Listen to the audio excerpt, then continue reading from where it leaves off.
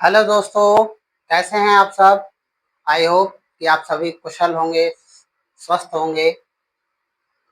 और welcome back my YouTube channel AKS classes पर। जैसा कि पिछले लेक्चर में अपने लोगों ने क्वेश्चन नंबर 1 और क्वेश्चन नंबर 2 को बेहतर तरीके से सीखा है, ठीक उसी तरीके से आज एक्सरसाइज 1.1 का क्वेश्चन नंबर 4 बेहतर और आसान तरीके से समझने की कोशिश करेंगे, जो कि आपके सामने है। इसमें क्वेश्चन दे रखा है, अभाज्य गुणनखंडों के रूप में व्यक्त कीजिए। पहला क्वेश्चन दे रखा है बेटा 140, फिर है 156, ठीक है, फिर है 3825, ठीक है, 5005, फिर है 7429। इनको पहले सबसे पहले बेटा, जैसा कि आप लोग देख रहे होंगे, इन सबको गुणनखंड के रूप में, ठीक है, व्यक्त किया गया है। और 140 के हमने गुणनखंड किए हैं, तो 2 के पहाड़े से डिवाइड किया है। 2 का पहाड़ा ऐसा पढ़ना है कि जो कि 7 आ जाए, 2 सत्ते 14, 0 का 0 आ गया है। फिर 2 के पहाड़ा ऐसा पढ़ना है कि 7 आ जाए, 2 तियां 6, 1 आया बेटा वो यहाँ पर लग गया आके, और 2 पंजे 10।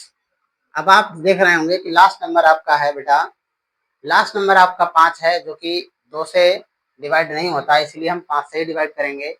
5 से जब डिवाइड करेंगे तो बेटा हमारे पास क्या होगा, 5 सत्ते 35, ठीक है, फिर 7 एकम 7, ठीक। पहला पूरी तरीके से डिवाइड हो चुका है। दूसरे को डिवाइड करते हैं बेटा, तो दूसरा भी आपका 2 से डिवाइड होने लायक है। 2 से डिवाइड करेंगे तो 2 सत्ते 14, 1 आया बेटा जो यहाँ पर लग गया है, ठीक है, जो कि 16 हो गया है। 2 का पहाड़ा ऐसा पढ़ना है कि 16 आ जाए, 2 अट्ठे 16, ठीक है। फिर बेटा डिवाइड करते हैं, 2 का पहाड़ा फिर पढ़ना है, 2 तियां 6, 1 आया इधर, 2 नीम 18। फिर 3 से कटने वाली संख्या प्राप्त हुई है, 3 एकम 3 और 3 तियां 9, ठीक है।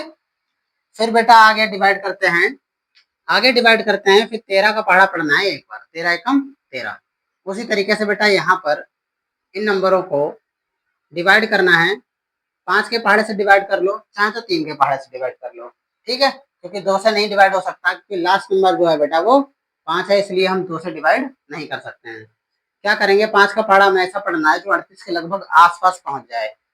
5 सत्ते 35, कितना बचा बेटा, 3, 3 बचा हुआ है, ठीक है, वो बेटा 2 से पहले लग जाएगा, ये आपका हो जाएगा 32, 32। 5 का पहाड़ा फिर ऐसा पढ़ना है कि 32 के आसपास पहुंच जाए बेटा।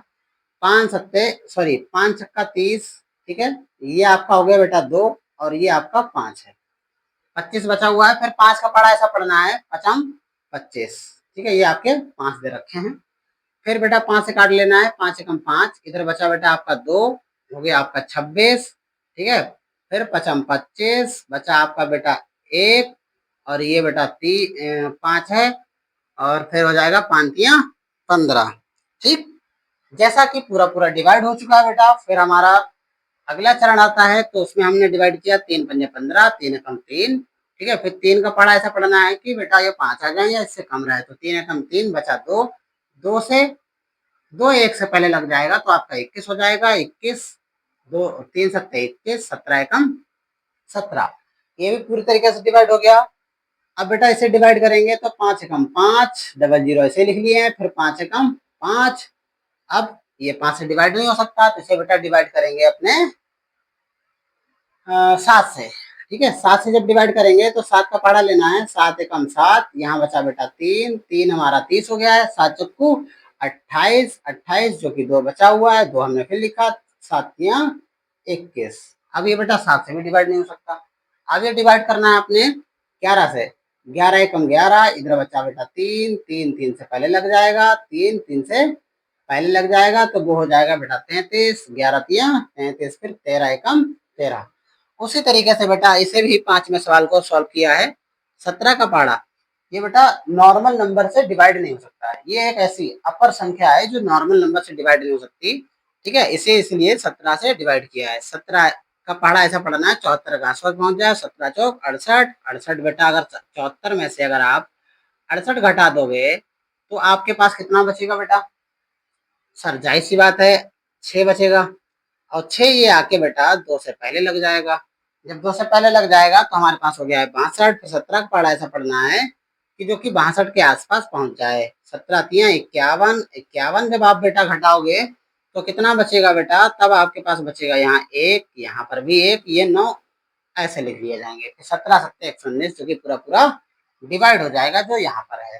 ठीक है, फिर बेटा 19 के पहाड़े से डिवाइड करते हैं। 19 का पहाड़ा ऐसा पढ़ना है जो कि बेटा इसके आसपास पड़ जाए 43 के आसपास। तो 19 का पहाड़ा पढ़ रहे हैं तो 19 दूनी 38, तो 43 में से बेटा अगर आप 38 घटाओगे तो आपका बेटा कितना आएगा?